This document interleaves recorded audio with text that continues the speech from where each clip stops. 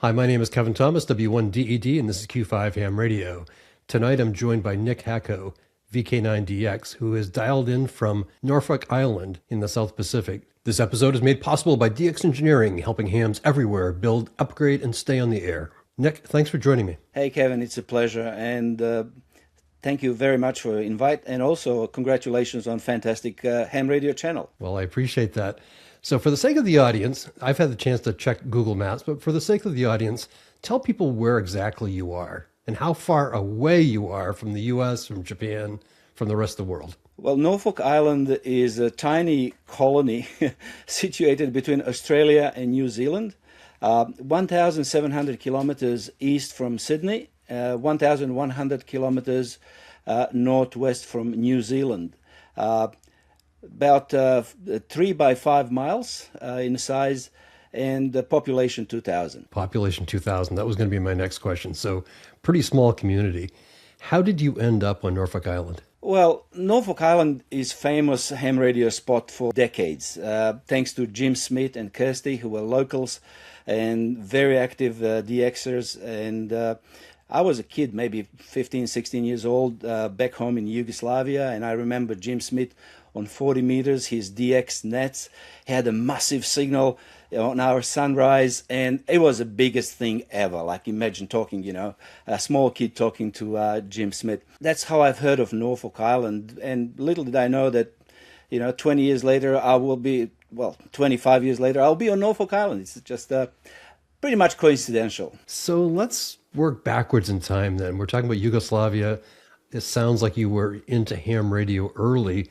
What got you interested in ham radio, and how old were you when you first got licensed? I got a license at the age of 17, and that was quite unusual because in Yugoslavia you had to wait till you're 18 to apply for a license. But I started having fun playing radios in a radio club, as it was a norm back then.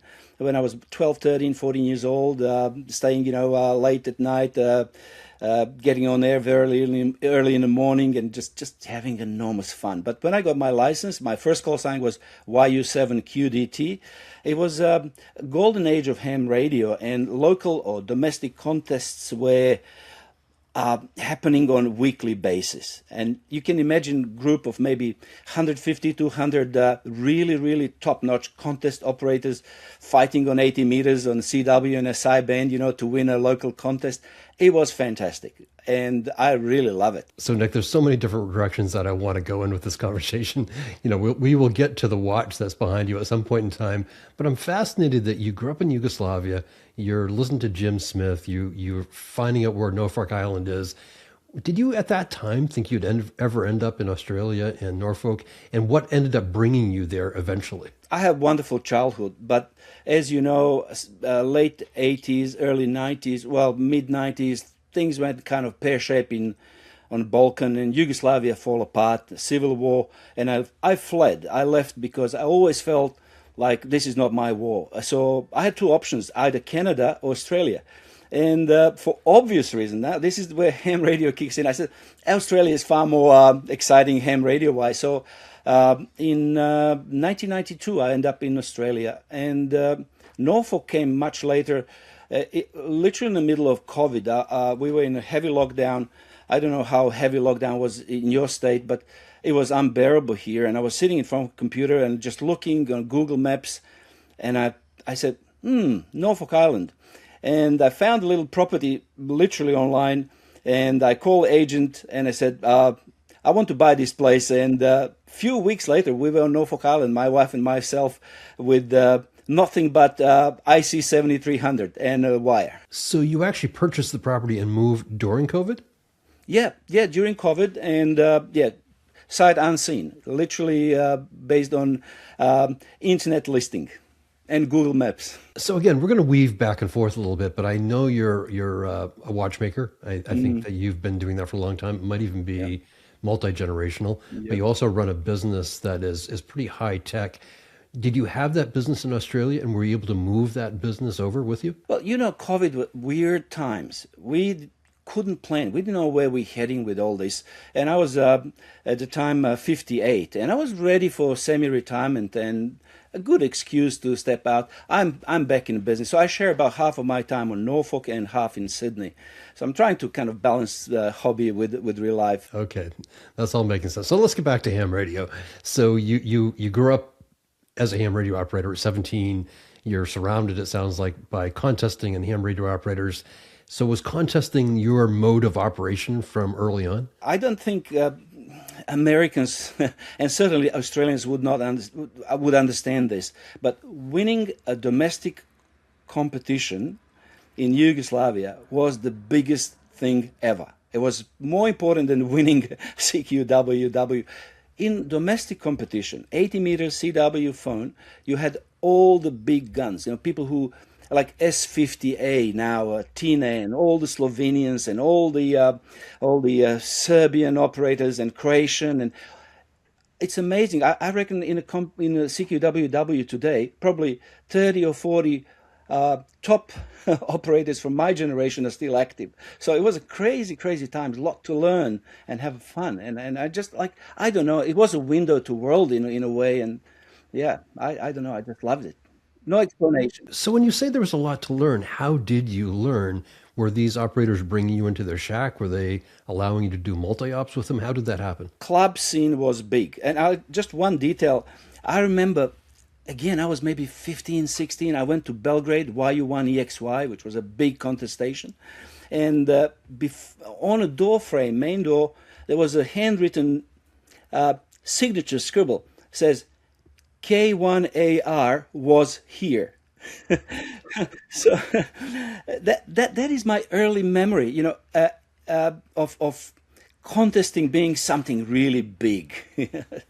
Yeah, and you learn from other operators who already participated in CQWW, and yeah, you had there were always big guns, so to speak. Yeah. So you grew up in this environment, a lot of great contesters, also just a great contest scene, and then ultimately in 1992 you moved to Australia, and you know I had a recent conversation with ZL3CW Jackie, and he and Brent were talking about how difficult it is to contest from that part of the world.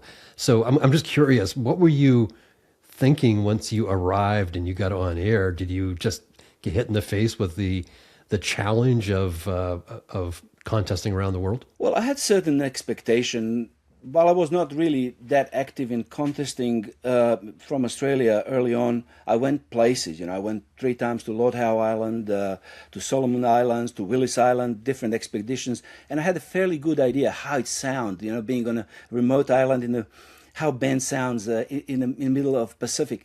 It's a very special feeling. You know, yes, we are far away, but noise level is really, really low.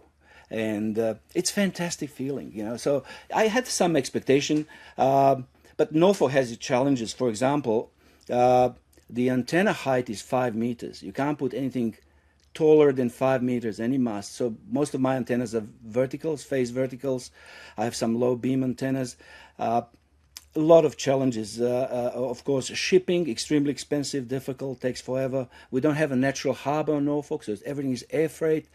I don't know.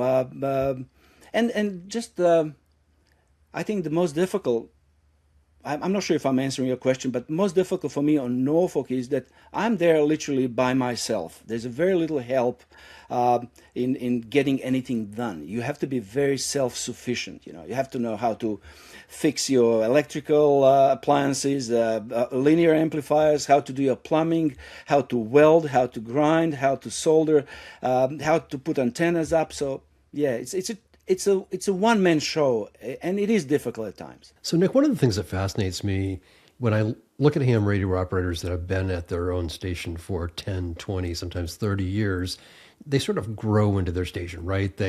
It's not as if they're taking towers down and putting towers back up again. They're just building upon what they have. You had the chance, though, in 2022 to start from scratch. So I'm just kind of curious, you know, particularly with all the constraints that you've just mentioned, all the shipping constraints and lack of help, how did you plan out that station, and what exactly did you decide that you wanted to build there? Well, it's a work in progress. Okay, so I got antennas for all bands, but there is plenty of room for improvement. Phase vertical for 40 meters, for example, it's not enough. 3 elements of 20, not enough. So you know how it is. There's always room for improvement. But look, ham radio is very important to me. But what was probably what changed my perspective to life and contesting and work and everything is really living on Norfolk Island. And when I'm there, I realize that life is short, and I'm just a guardian. I'm looking over that place for next occupant, maybe hopefully next ham radio guy. The first person who was on a property built a house. The second extended the land, but none of them planted any fruits or fruit trees. So I see my role as a guardian, and I love contesting, but equally important to me is to do something to make next person's life easier. And yeah, I love planting bananas, pawpaws. I don't spend all my time in front of radio. Well, that's fantastic. I'm kind of curious, how did your neighbors accept what you wanted to do in the ham radio realm, though? Were they surprised? Were they confused? Did they embrace this? Well, I have no neighbors. That's a fantastic thing. Right? I'm on a little hilltop, second highest point on Norfolk Island. I have 360 degrees views. I can see all the way to Hawaii, so to speak. There is a neighbor further down the road, but it's a very, very private property. And the beauty of Norfolk Island is, it's a tiny, small, zero crime. We don't lock up anything, cars or house. And if I want to see people, I go downtown, to town. But if I'm just busy doing my stuff, I don't have to see anyone. So Nick, I looked through your contest results. You've had some very impressive results, some #1 worldwide wins, and it looks like you choose your categories very specifically. Can you tell me about that? Like, when you're planning to enter, say, CQ Worldwide or any other contest, what are you thinking about from a category standpoint? I've been watching your videos, and I got a fairly good idea that you like to talk to top operators, and that's fantastic, and they deserve to be highlighted. Huge respect to people who can run 2 radios at the same time, make 400 or 500 contacts per hour. But that's not me. I'm your classic guy. 1 radio, 1 band at a time, and I just kind of adrenaline takes care of the rest. So yeah, I do choose my category. My favorite category is a classic. And yeah, I think this is a good balance between running pile-ups when the band is open and having enough rest. Because on Norfolk Island, South Pacific, band is not open 24/7. We have a huge spikes of massive openings that could last for 2-3 hours, and then 3 or 4 hours of nothing. Because my closest DX is Japan, 8,000 kilometers. So what's the most recent contest that you entered? I was WPX sideband, and sideband. Look, I'm a monkey. I'm contest monkey. I do RTTY, I do CW, I do phone. I don't care what it is. If there is a CQWW SSTV, I'll be in it. But sideband is by far the most challenging. You need a strong signal, you need a clear frequency, you need to be fast. And I operated the WPX sideband, and I think 3rd highest claim score in classic. So I'm very happy with this. Any stories from that contest? Look, my wife hates amateur radio, but We should have started with that.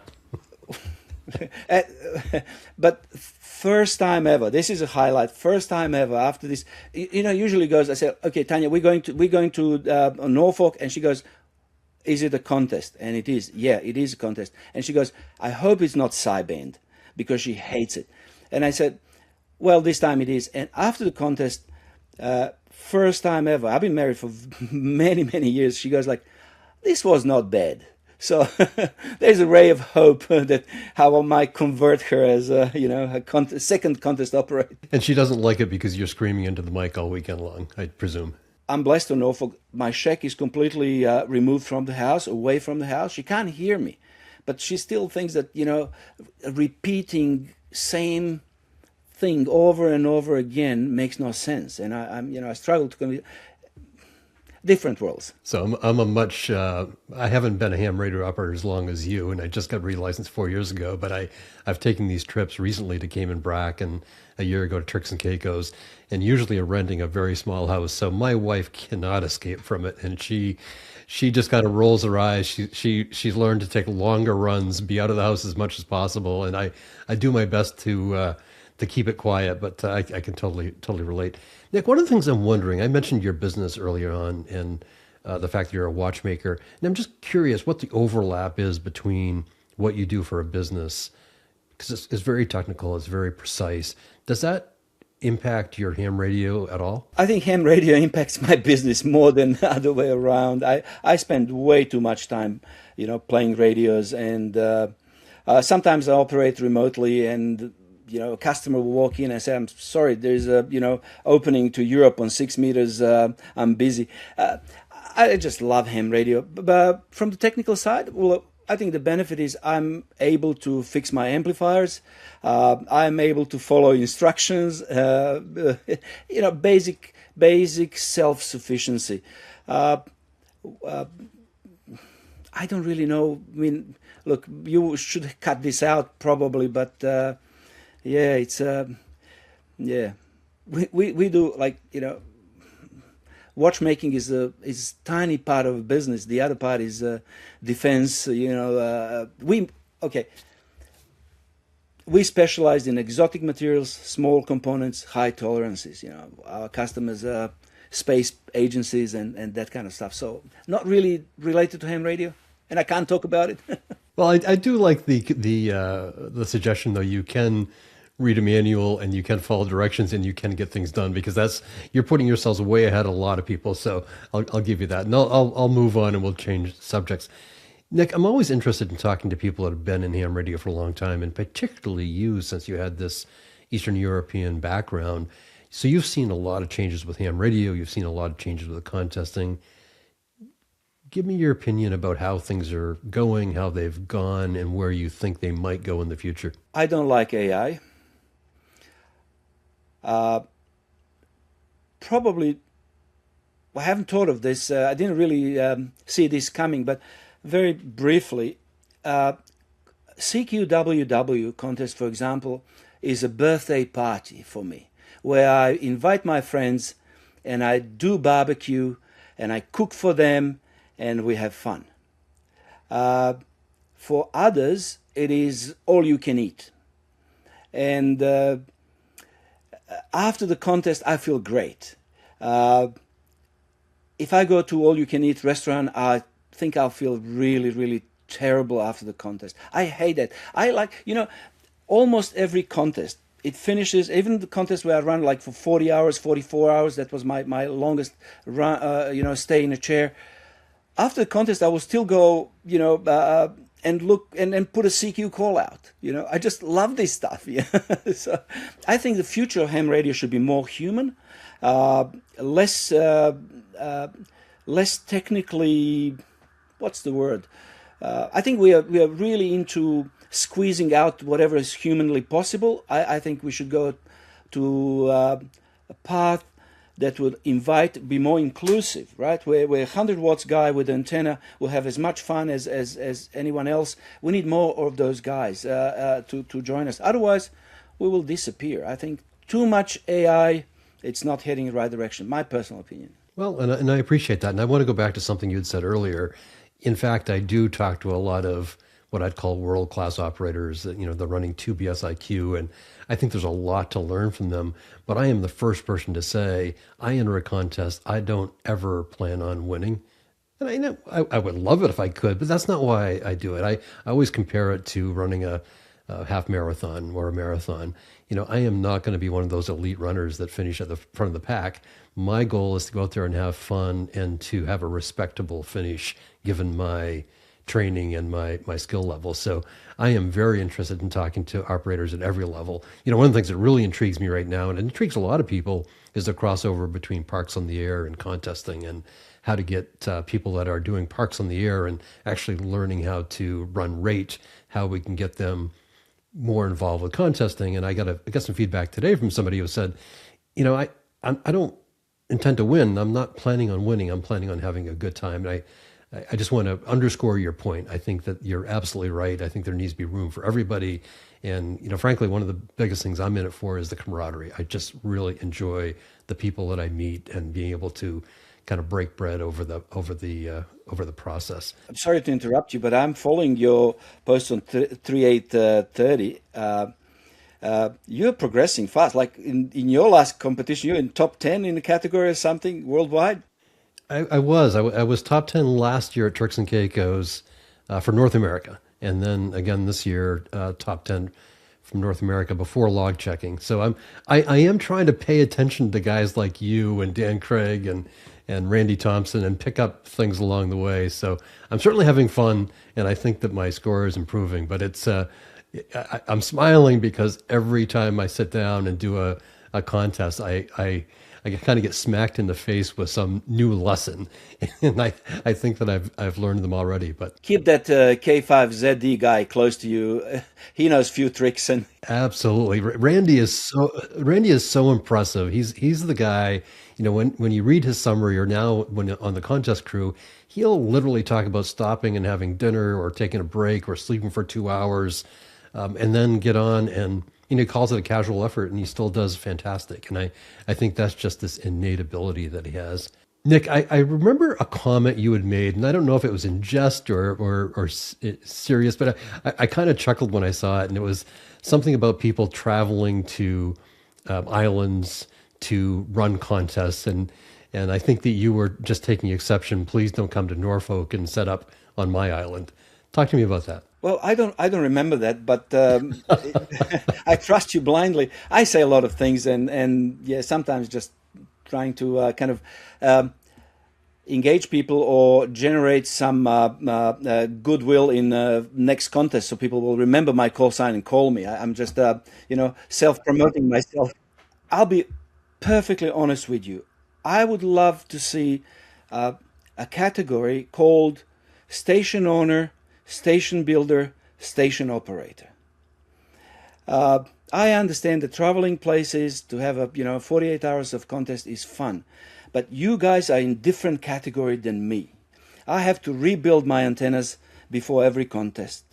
I don't know where to start. I spend weeks just getting station ready. I have no one to cook a meal for me while I'm operating. I have no one to turn my antennas. It is different category, and I think that should be recognized, because I really dislike one thing. No call signs mentioned. A contest station is built for multi-op activity. There's 20 people who spend 5 years building a station on very exotic location. It's a multi-op contest station. And then in competition, you have 5 people operate, or 3 people operating on 3 single bands as a single operators, competing against me or small guys like myself. I don't think that's fair. If you're multi-op, stay multi-op. If you're single-op, be a real true single-op. I know people will hate this, but this is how I feel about CQWW and other major contests. Well, I appreciate the perspective, and I think that you're actually onto something. I've always been, first of all, just amazed with the station builders that never operate, and I almost feel like they should get some sort of recognition. I know several of them that have no interest in operating in a contest, but they will spend an inordinate amount of time building a fantastic station, then step away. And then on the other end of the extreme, you have people that show up and use that station. But then you have people like Bratzo, E770X, who goes to locations and, like he did down in Colombia, and practically rebuilds the entire station the week prior to the contest, and then gets on and operates. So I think that he fits in that category you're talking about, where he's... Sorry, I have to interrupt you. You're using the wrong guy as an example. Bratzo is a lunatic. He's a crazy guy. He's not average. He's not top 10. He's top 3 craziest guy on the planet. And when I need an excuse to go to Norfolk, I tell my wife, look, I have to go to Norfolk. Bratzo is going to Cape Verde. And she goes immediately, stop. I don't want to hear anything about Bratzo.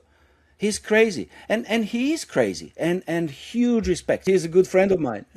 And he loves that. He knows that's true. We're not lying about making things up.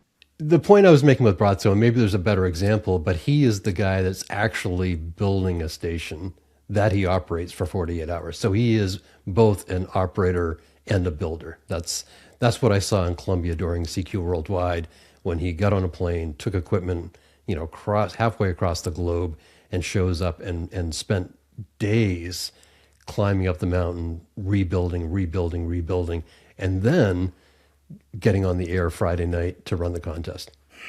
What can I say? There is one Brazzo in this world, on this planet. Is he a true station builder? Well, he built station in Bosnia with friends, and fantastic. What I like about that station is their doors are open for youngsters. That's priceless, and people love visiting and operating and get their first or second big contest from setup like this. I admire that. That's fantastic. But would he be in my category? No way. Understood. Yeah, I understand that distinction. I understand what you're saying with that. So what's next for you, Nick? What's the next contest on the horizon? It sounds like you try to get on as many as possible. You said if there was a CQ Worldwide SSTV, you'd be on it. So what's your next one? Can I share something with you? And this will put probably some, it might be a shock to someone, but look at this, okay? This is a QSL card, Norfolk Island, and the call sign is 130N. Have you heard of a call sign like that? I have not. I'm a CB guy. This is my CB call sign. So when I've got nothing to do, when I get sick and tired of everything, I go on 27 and I talk to CB guys. And, half of them are ham radio guys and half of them are absolutely crazy. And I feel like in the right company. So what's next? There is no next. Whatever comes my way. But contest-wide, look, CQWW, RTTY, SSB and CW, that's must, right? So I'm really looking forward to RTTY. Nick, do you get out of that part of the world at all? Do you get back to Yugoslavia at all? Well, things change a little bit. I'm not a frequent flyer of travel anymore. I'm a proud grandfather of twin boys, and they're 5 months old now. And my wife and I try to spend as much time with the grandchildren. So we don't go further than to Norfolk. And Norfolk is a special place. If you should visit. This is my invitation. You should come and visit. And yes, you can operate my station, Kevin. Well, I guess you're getting to my point. I'd love to meet you in person sometimes. I was trying to figure out if you end up in Germany or Yugoslavia or some of the places I might intersect with. But I would love to go to that part of the world. I've never been there before. So I will write that invitation down. And I think my wife would be happy with a ham radio trip to Norfolk Island. Nick, I really appreciate you joining me today. Thank you very much, Kevin. Keep up with the good work. Again, very impressive effort. And to you and your crew, you're doing a fantastic job. Thank you, Nick.